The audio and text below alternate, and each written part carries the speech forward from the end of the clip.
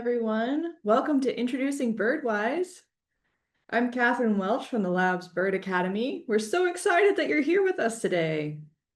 We're about to show you some really cool things, our brand new learning tool, which is named BirdWise, and we're excited to play together with it today. Well, before we introduce BirdWise, let's just do a quick quiz and get our brains a little bit warmed up. Do you guys recognize this bird? Why don't you tell me 1, 2, or 3 in the chat, which bird is this?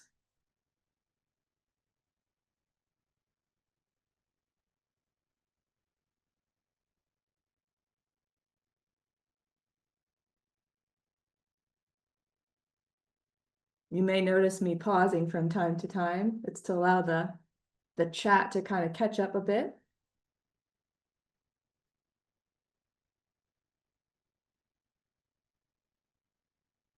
Ooh, seen a lot of 2s. A cheeky 4 in there from Thomas.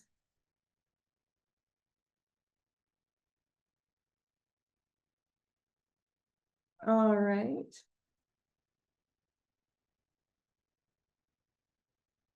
Yeah, most of you guys are saying 2. All right, let's reveal the answer. Which bird is this? This is a Tennessee warbler. Congratulations to those of you who marked a 2. We're going to be playing a few more of these games, and you're going to do it just like that. You're going to tell me the answer in the chat today. So I hope you're ready for a few more quizzes. All right, welcome again to today's event. Before we dive in, I'm going to do a few introductions. I'm going to have my coworkers join me on screen here for a second. I'm joined today by my colleagues at Bird Academy. You'll be hearing shortly from Frances, one of the developers behind BirdWise. She's going to be providing us with some background. And later on, Sam, our Bird Academy content team manager, is going to join us and help us walk through some more quiz questions and Bird ID fun. And then we also have in the back helping with your questions on stream, Nia, who is sharing the screen and the slides for us today, and Charles, a live media producer at the lab. They're going to be hanging out and helping to answer your questions and make sure everything's going smoothly. So thank you, Nia and Charles. All right. So today, we're very excited to show you what we've been working on behind the scenes. And between our Bird Academy courses, we've been working on BirdWise. This Bird ID learning tool helps you learn the birds that you want to know through photo-based quizzes in a fun and customizable format. Over the next 45 minutes, we're going to dive into a quick overview. We'll challenge you with some bird quizzes, and we'll wrap up with an additional resource page and an announcement of our raffle giveaway. And then at the end, we'll have a QA where you can ask all your burning questions. So please be sure to add any questions you might have to the chat. Some of them will be answered in the chat as we go, and some of them we'll save to the end. All right. So why BirdWise? Well, at the Cornell lab, we've noticed that whether you're brand new or you have years of experience, there's this special joy in spotting a bird and instantly knowing what that bird is. So we created BirdWise to help you have more of those moments. But we also know that bird ID can be tough to practice. Birds are quick, far away, maybe just not around when you have time to practice. And with a busy schedule, it's hard to improve quickly. So BirdWise is our answer to that challenge. It's a flexible, photo-based way to build your skills anytime at your own pace.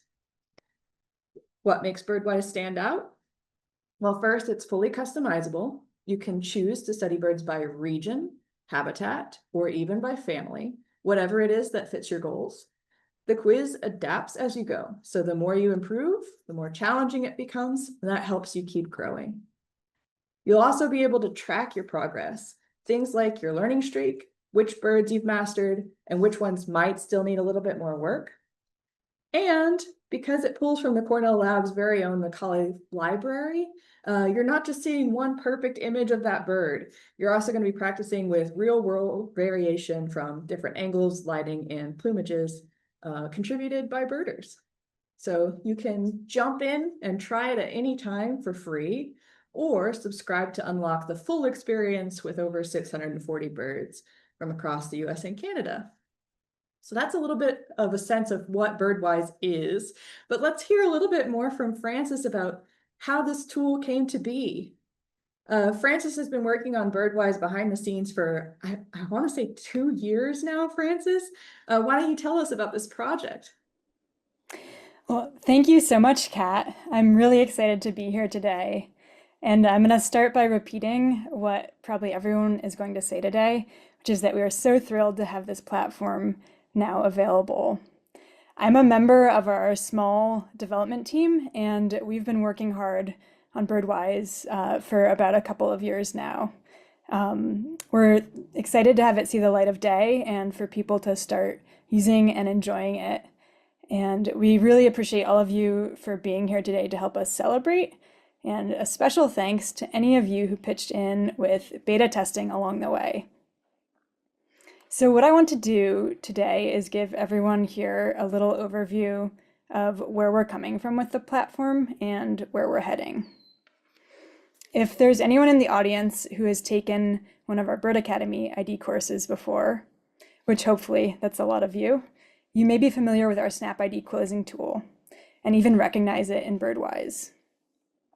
Our team built Snap ID years ago to help people practice the identification concepts that they were being taught in courses. We believe that practice is an essential component to learning bird ID. In fact, there's a learning model known as the 4 stages of competence, as you can see here in this chart, that describes how we pick up new skills. As we approach a new skill, such as learning to ID a new species of bird, we're unaware of its complexity and our own deficits. And this is the unconscious incompetence phase. And then we begin to learn the skill, and we become aware of everything we don't know that stands in the way of mastery. So with species ID, perhaps it's the unique markings of a given species, or the various plumages, or the similar species that it's most easily confused with. And this is the second phase, the conscious incompetence phase. We continue to learn more, and eventually we can identify the species, but we have to consciously remember its key features. So maybe we compare a downy and a hairy woodpecker, and we can pick out the downy woodpecker because we remember that it has a shorter bill relative to its head size. And this is the third phase, the conscious competence phase. And then finally, at the end, when we're familiar enough, we enter what's called the unconscious competence phase, and our ID skill becomes second nature. So we know a downy woodpecker when we see one, and we don't have to explicitly think about why. So the implicit practice that Snap ID provides can help fast track the learner through that skill attainment process and those 4 phases, and in particular helps with the leap to the unconscious competence phase. And with BirdWise, what we wanted to do is we really wanted to make our Snap ID tool even more available. And so now through BirdWise, you can practice outside of our courses, and you don't have to go into the field to sharpen your skills. There's a lot of varied photos of birds, and we've got ID tips built right into the platform, and so we hope that BirdWise can really serve as a valuable tool to aid you in your birding journey and boost your ID skills. Of course, we couldn't have built this tool without the great work of other parts of the lab. And so BirdWise is built on the shoulders of work from All About Birds, which provides the species descriptions that you'll see in the platform, Macaulay Library, and the countless individual contributors of photographs, as well as eBird and the contributors of eBird species location data. And I encourage you all to check out these wonderful tools as well. So, as I said, we're a small team with big goals, and we're really just getting started with BirdWise. We have a long list of features that we want to add and exciting ideas about what the platform can become over time. We're also really interested in hearing from you and your thoughts. So if you have any feedback on the platform, please hit the feedback link in the app and let us know how we can improve. And with that, back to you, Kat. All right. Thanks, Francis. Now, I know before we move on, the number one question that people are going to ask is, are we going to be able to have sound quizzes in BirdWise as well? Yeah, so Kat, this is easily our most requested feature, and we couldn't agree more that it's a key part of learning Bird ID overall. And so it's definitely on our list of top priorities to add to the app. Super cool. We're really looking forward to it. Yeah, as you can see, BirdWise offers some subscription options here. There's a free and a premium experience. With a free account, you can access 35 species and get started. You'll be able to track your progress, access all the different question types that are available, and you can take advantage of the progressive difficulty quizzes. All you need for that is a free Cornell Lab account, the same one that you would use with eBird or PeterWatch or something like that. But with the subscription, you will unlock access to the full 640 bird species, and you can customize some guided quizzes. So we'll show you a preview of that later today. Now for the fun part, let's try some of these quizzes together. I'm gonna go ahead and swap screens here. All right. So let's just go ahead and get started. So this is BirdWise. Sam, I wonder which bird do you feel like starting with today? Yeah, I was thinking we could start with the American goldfinch. This is a really popular feeder bird people will see in their backyard at their feeders. And it's pretty common. So let's start with that one. All right. And while I'm loading this up, Sam, you're Bird Academy's content team manager. So for everyone listening, Sam helps us keep all of our lovely courses updated and accurate. And you also helped a little bit with developing BirdWise as well, didn't you? Yeah, a little bit. So I helped curate the free samples. So that demo list of 35 species. And I helped create kind of the habitat types that you'll see as we move forward. Yeah. So what I'm doing here is I'm navigating down to my custom list. I have clicked this little heart on the American goldfinch so I can find it right away. Super convenient for me. So, all right, chat. Let's type 1 or 2 in the chat. Is this an American goldfinch? What do you think? See what people think. So this is just one of our question types. Yeah, this is the yes or no version, Mhm. which I think can actually be a little bit harder than choosing between two. Yeah, I agree. And if you're confused at all, you don't know where to get started, a great spot to go is to ID tip at the Yeah, bottom. I'm gonna move the thumbnails here so I can actually click that for you. Here we go. Yeah, So, so this is all from All About Birds. So thank you to them, but it shows different pictures, information about the color and pattern, and then shows some similar species. And at the very end, there's even a link to All About Birds. So if you want even more information, I can give it to you there. so I'm seeing mostly yeses in the chat. What do you think, Sam? Yeah, let's go with yes. Oh no. Whoa! Now what happened here? So this one was actually not an American goldfinch. This one Right, tricked yeah, us. This is it one of did trick our, us. And the is this? reason why is because this is if you can go up, this is a lesser goldfinch, but it's not a breeding individual, right? So if we go up in, sorry, if we go back to ID tips into those pictures, Mm-hmm. you can see the different options here. Female. One really key feature, obviously you don't want to rely on only one, is those dark or black wings with the 2 white wing bars. That's really key for being an American goldfinch against other goldfinches. Okay, cool. So maybe we'll take that and move forward with it. Yeah. All right, let's see the next one here. Okay. It's being a bit nicer to us now. Yeah, this one's a bit nice. That was a hard one to start with. So go ahead and tell me in the chat, guys, is which one of these is the American goldfinch, 1 or 2? I always really like that we can see who took the photo down here. Yeah, I know. We've really started to recognize people and contributors. And you really are on the game for a while. It's pretty fun to recognize people's names.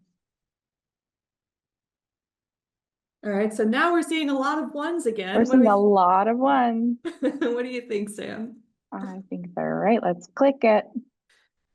Yep. Good job, everybody. Excellent work. All right, so you can see that we have a couple different question types. So this one's showing you 2 birds together. And now it's asking you which bird this is. This is a nice series. We get to see the different question types. Yeah. All right, so here we have a bird. Is this an evening grosbeak, a lesser goldfinch, or an American goldfinch? I can see that, I'm guessing from the dead plants that this is maybe fall. Yeah. Yep. It may be. This definitely looks like a non-breeding bird to me. Whenever I'm teaching ID or even when I'm IDing kind of a trickier species, I kind of like to think, okay, what group of birds is this? And so for this one, I'm like, okay, this is certainly shaped like a finch. It's a small bird. It has that conical bill, which is a little bit hard to see, but it's eating a seed, which is a really nice clue. And then you can go into colors, like there's this yellow wash on it, a little yellow on the face. We see those black wings with those wing bars. And then we can narrow it down to our ID. It looks like we've got some mix between 2 and 3 in the chat, mostly Yeah. 3s, but not totally sure. I think I saw a 2.5 scroll past. What's our answer here, Sam? Yeah, I'm gonna just tell you it's an American goldfinch. This All is right. a non-breeding male. And then again, if we went in this ID tip, we could see the different seasonal examples of this bird. Exactly, yeah. So you see And that non-breeding male right there is pretty much identical to the one on our quiz. Those nice stripes you pointed out earlier. All right. So which one of these is the American goldfinch? We've got our number 1 and our number 2, both with some bare branches, but not totally sure this time which season everybody's in. Yeah, And that can Sam, vary. can I ask, what is this flag button over here? Yeah, why don't you click on that so we can see what the options are? So let's say you come across an odd photo. So these are being pulled from Macaulay Library. And so sometimes odd things can be pulled in just automatically. So you could perhaps have 2 different species and you don't know which one the quiz is referring to. So you can go ahead and flag that. Or if it's cropped, I was just doing a quiz the other day and I only had a foot in the picture. So you can say unidentifiable cropping. And that will just flag it for our team to be able to review and remove if necessary. All right. All right, So I'm seeing a lot of 2s. yeah, I think people are pretty confident on this one. We want to see what happens? Yeah, let's do it. We got it. Yeah, this is the iconic breeding male. So this one was a nice one to do. All right, let's do one more goldfinch here. Okay. So here we've got 2 birds. Which one of these is the American goldfinch? And if I'm not sure, maybe I've never, I mean, I'll be honest, I don't think I've seen these birds necessarily before. The one on the left, I don't think I've seen that image before. So where would I look? Yeah, so I would look in ID tip, press that. And then if you're trying to figure out maybe what is this other other bird it is. You can scroll all the way down to the similar species. Yeah, well, I mean, maybe I look here to see if there's one that even True, looks like that, yeah. yeah, if Like, one looks like it. and But then let's say you're maybe, interested in what the other one is, just out of curiosity, right? You can look yeah. down at similar species and see if one matches. So maybe there's a bird that looks a little bit closer. Mm-hmm. Yeah, one troublesome thing with bird ID is all the variation that you can see with different plumages, right? Hmm. And then again, like you said, like if I'm really stumped, I can always go straight to All About Birds, Mhm. and I have the names of these distractor species. I can look those up too. Yeah, yeah. And they have detailed information for telling the similar species apart through there. Well, I think my vamping might have given the answer away, but luckily everybody in the chat seems to agree. It's number 2. Yeah, let's do it. Oh, and here's my Great mystery. job. Yeah, Is it lots of indeed the gold. Lawrence's goldfinch? So we're gonna go ahead and leave the goldfinches behind. You guys have got a pretty good track record. That first question was a bit mean to you, but Mhm. we could go through All About Birds for a little while and take a look at the lesser goldfinch and get some clues on continuing that quiz. Yeah, Where why should don't we we go a little bit harder for our next one? a Like little bit harder? a little, okay, maybe a little bit more than that. Let's go harder. All right. Well, where are we gonna look? Let's go to the black-bellied plover. We could do that through families, scrolling down to plovers. Okay, so I'm just gonna come down. Plovers is in alphabetical order. So now you guys can test whether I can read and talk at the same time. You're doing great. Um, You're doing great. Here we go, plovers and lapwings. And then we want the black-bellied plover. And I have this one favorited, so if you guys needed to, you could sort by favorite and it would pull it right to the top here. That's a great feature. All right. Now, we've talked about this, and I think you picked this because it's one of my kryptonites. I'm terrible at this bird. It's a hard bird. There's similar species. So I think with a tricky one like this, let's definitely start with ID tips. All right. Yeah. So in breeding plumage, they have this really iconic black face and belly, this black and white checkered back. But if you go to juveniles, yeah, they have this soft brown with scaly back. If you keep going, the non-breeding looks Ooh. quite different, right? And this is where they can be especially tricky.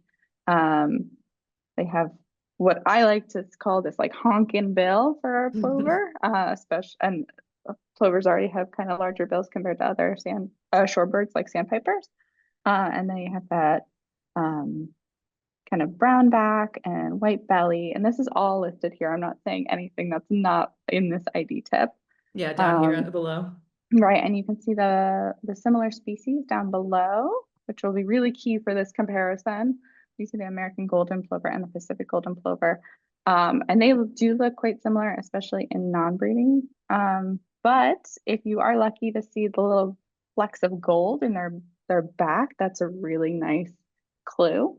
They also have a little bit smaller or thinner bills. So those are some good ID tips for us to get started. Oh yeah, I see what you mean. That bill does look a bit thicker than these two. Yeah. All right. Well, let's see. So between these two, I've already seen a lot of ones in the chat. Mm-hmm. Which of these two birds is the black-bellied plover? Let's see if going through those ID tips helped.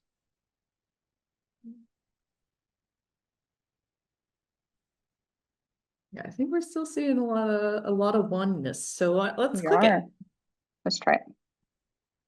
Ah, it's the It's a Pacific golden plover. yeah, and you can see, oh, I see some more twos coming through. Yeah. Um, so if you see those golden flecks in the back compared to the one on the right, that's a nice clue to help.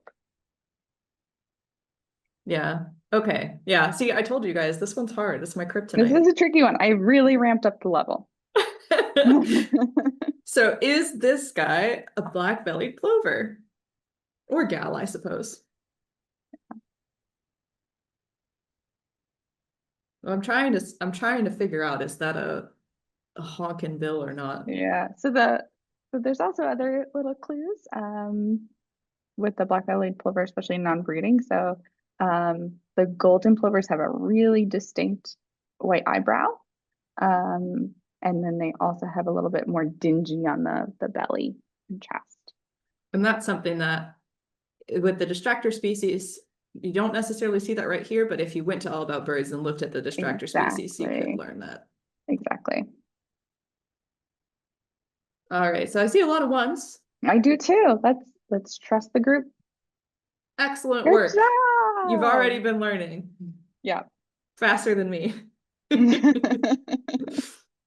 All right, so which one of these two is the black-bellied plover? This is nice. They're both in their breeding plumage and they're both faced the same way. So it's a really nice direct comparison.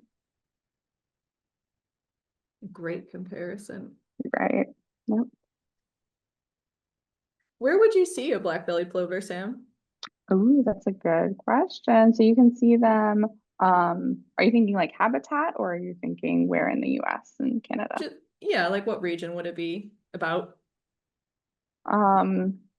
Question. So actually, let me see if we can show a way to look that up too. I like using these questions to guide people so they can answer their own questions when we move forward when we're not there, right? So if we go into ID tips, we go down. No, I don't believe we have range maps on here. You can certainly look at the habitats, right? So you'll find them in coastal areas, and you can sometimes see them in ag fields or kind of human things or human habitats that replicate wetlands, right? So sod farms, agriculture fields, rice fields, that type of thing. But if you go into All About Birds, you can also look at the range map. It goes straight to the species. Very, very kind of it. So yeah. So all these coastal areas in the winter, that's probably where most people, at least in the contiguous US, are going to see them during the winter time.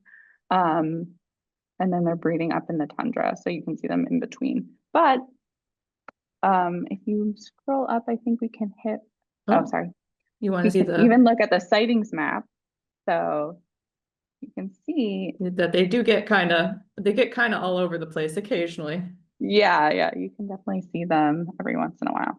And that's actually one of the questions that we sometimes get is, well, if I'm not likely to see, if this bird's not necessarily likely to be seen with another bird, why should I learn the difference? Yeah, exactly. And I think learning it this way is a great way of finding rarities, right? Birds move, they wander, we get vagrants all the time. They get blown off course from a storm, all sorts of really interesting things. Birds are also moving their ranges and expanding all the time, and that's not always reflected in range maps because there's a little bit of a lag between what's happening in reality and what the range maps reflect. And so it's really great for you to learn these things so you can either start identifying them once they're expanding into your range, or if you happen to get a rarity in your region, it's really exciting to be able to be the one to say that you found that one. Yeah. And you didn't just say, oh, this wasn't a golden plover, it was actually a black-bellied plover. Well, we're still seeing a pretty good mix in the chat, but I think I'm seeing mostly number 2. Yeah, let's try it. All right. And there you go. That is the black-bellied plover. I think I am seeing the gold on this guy. Yeah, you can see the gold a little bit. You can also see the bills a little bit thicker on the black belly. Excellent work. All right, so let's do one more. Let's say that I'm having a great vacation soon. I'm going to go to Maine. You know what you should see? What should I look for? You should go and look at some puffins. Some Atlantic puffins if you're going to Maine. All right, well, let's see if I can find some puffins. I'm gonna quickly find the Atlantic puffin here. Yeah, so you went to Maine for region, right? Yeah, I did. Let's see if I can find. There we go. Our Atlantic puffin. Okay, so I've not gotten to go on my vacation to Maine yet, so I don't know my birds of Maine very well. Let's go ahead and start with that ID tip. Oh, I don't think we can on this type of question. This is the hardest type of question, which Oh is where it's just no. fill in. I've revealed my hand. I've actually practiced this bird. I'm sorry. So here's evidence that once you progress through the quizzes get a little bit harder and a little bit harder. And once you get to the hardest level of the quiz, it will ask you to type in the species name as Yeah, one and of it the question types. doesn't let you look at the ID tips No, because that would before tell you you answer. the answer. Yeah. So in this case, I am seeing some folks typing Atlantic puffins in the chat. I am just gonna go ahead and spell it Let's do wrong it. I'm gonna spell it wrong on purpose to show off one of my favorite features. It's typo protection, Yeah, this is pretty cool. very important. So don't worry, if you get a typo, you won't get the question wrong as long as it can tell what you're trying to say. All right. So great work, chat. You guys called it immediately. Let's see if I can get one that, here we go. So which bird is this?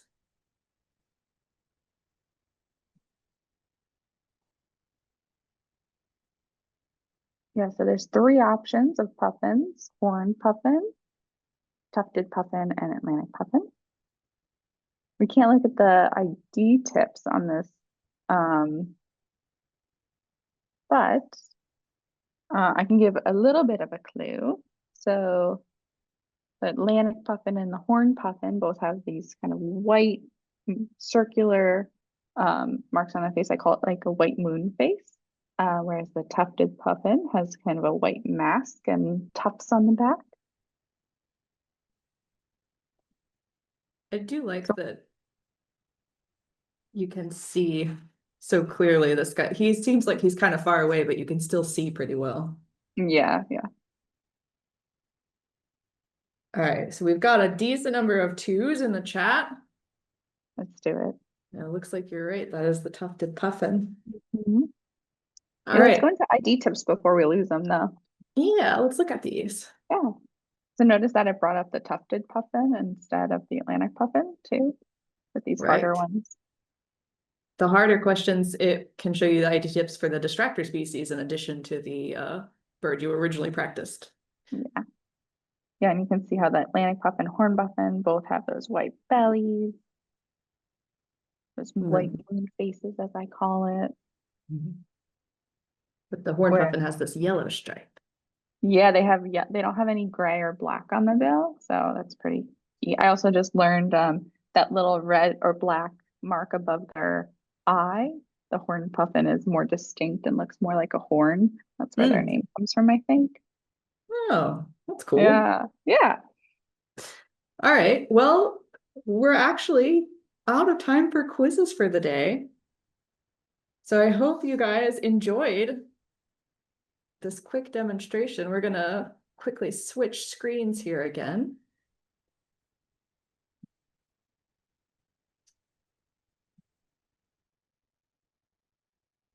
All right. So before we move to Q&A, some of you in your pre-submitted questions were curious about how you could learn more about bird ID in general. So one thing we wanted to do is just point out some helpful resources from the Cornell lab. And if my helpers in chat could paste a few of these into the chat for folks. The one that we've talked about a lot right now is the All About Birds website. You can get to that straight through the app, or you could find it online.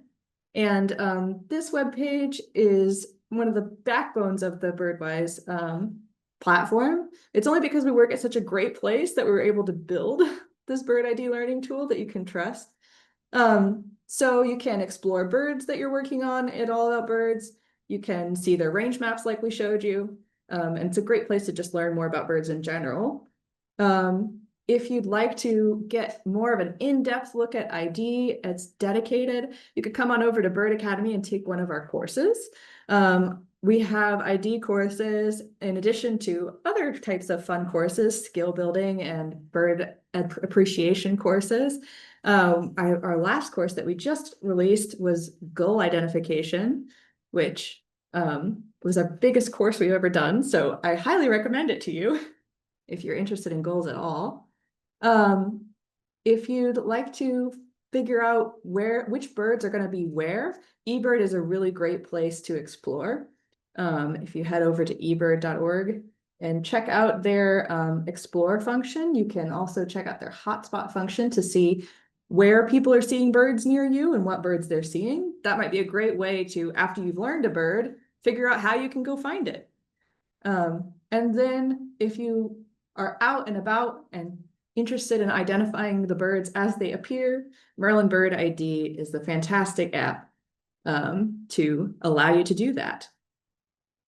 So head on over to Merlin. All right, can I have Sam and Francis back? It's time for the QA.